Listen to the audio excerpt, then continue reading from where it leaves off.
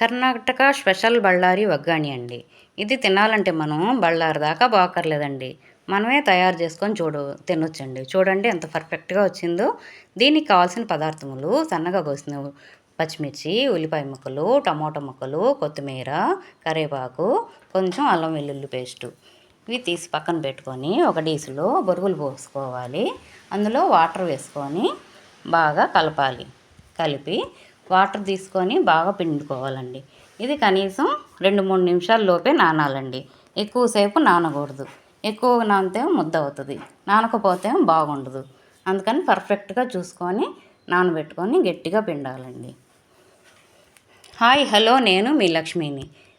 మీకేమన్నా కావాలంటే కామెంట్ రూపంలో తెలపండి. సబ్స్క్రైబ్ చేసుకోవటం మాత్రం మర్చిపోబాకండి. వగ్గాని చేస్తే మాత్రం మా ఇంట్లో మిరపకాయ బజ్జీ కంపల్సరీగా అడుగుతారండి మా వారు. దీని తర్వాత చూడండి సగమే వచ్చినాయి. ఇది తీసి పక్కన పెట్టుకొని బాండీ పెట్టుకోవాలండి. గ్యాస్ మీద బాండీ పెట్టుకొని అందులో వేరుశనగ గుళ్ళు పోసుకోవాలి. బాగా ఫ్రై చేసుకోవాలి. ఇవి వగ్గానిలో తినేటప్పుడు అక్కడక్కడ పలుకులు తగులుతా ఫ్రై అయ్యి చాలా బాగుంటుందండి.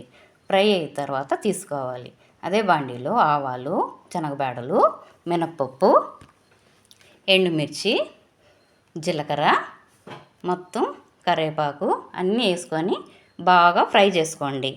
ఫ్రై అయిపోయిన తర్వాత ఇది మాది బళ్ళారి కాబట్టి బళ్ళారి వగ్గాని బాగా తయారు చేస్తానండి. స్పెషల్గా మనం చేసుకునే దాంట్లోనే ఉంటుందండి. కరెక్ట్గా సన్నగా కోసిన పచ్చిమిర్చి, ఉల్లిపాయ ముక్కలు, టమోటా ముక్కలు ఏంటంటే కొద్దిగా వేసుకుంటే ఎల్లోగా ఉంటుంది. మరిన్ని వేసుకుంటే మాత్రం రెడ్ అండ్ ఎల్లో షేడ్ వస్తుందండి. అది బాగా కలపాలి. బాగా కలిపిన తర్వాత కొద్దిగా అల్లం వెల్లుల్లి పేస్ట్ వేసుకోవాలి. పచ్చి వాసన పోయేదాకా కలపాలి. కలిపిన తర్వాత పసుపు వేసుకోవాలి. కొంచెం ఎక్కువ వేసుకుంటే ఎల్లోగా ఉంటుంది, తక్కువ వేసుకుంటే తగ్గుద్ది. తగినంత ఉప్పు వేసుకొని కలపాలి. కలిపిన తర్వాత ఇందులో చింతపండు పేస్ట్ వేసుకుంటున్నానండి. ఇది ఇంట్లోనే తయారు చేసుకున్నానండి.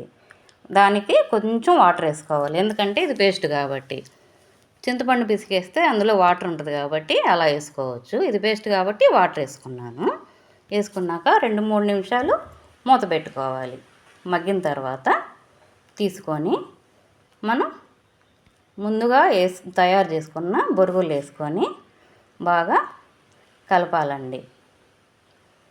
బాగా కలిపిన తర్వాత ఇది ఎక్కువగా కలదిప్పాలండి, లేకపోతే అడుగంటిద్ది. బాగా తిప్పుతూ ఉండాలి. చూడండి ఎంత బాగా వచ్చిందో. పొడి పొడిగా ముద్దగా ఉండకూడదు, అందుకని గట్టిగా ఉండకూడదు, స్మూత్గా ఉండాలి. ముందుగా ఫ్రై చేసుకున్న వేరుశనగ గుళ్ళు పోసుకొని కలపాలి. అందులో కొంచెం కొత్తిమీర చల్లుకోవాలి. ఇందులో కొంతమంది శనగపొడిని కూడా వేసుకుంటారు.